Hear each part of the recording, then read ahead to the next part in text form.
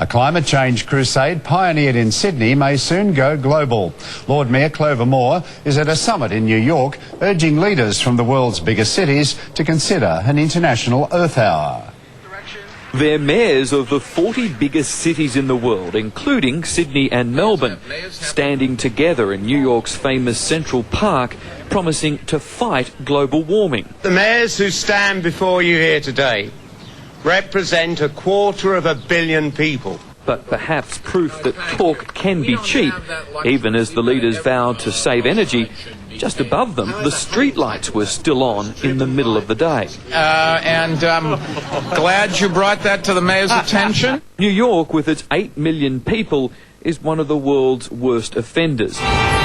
But its biggest problem, traffic congestion, is far different to Australia's greatest environmental threat: drought. It's very tragic that Australia is going through this. Hopefully the drought will end, whether that's part of global warming at the moment or just a wake-up call to all of us. Sydney's Clover Moore is speaking at the C40 Climate Change Summit. We're all facing the same problems, the same issues, the same challenges, and we can learn from each other. All of the world's mayors are also being urged to join a Sydney initiative, Earth Hour, where a city turns off all its lights for an hour. In Manhattan, that would be quite an achievement.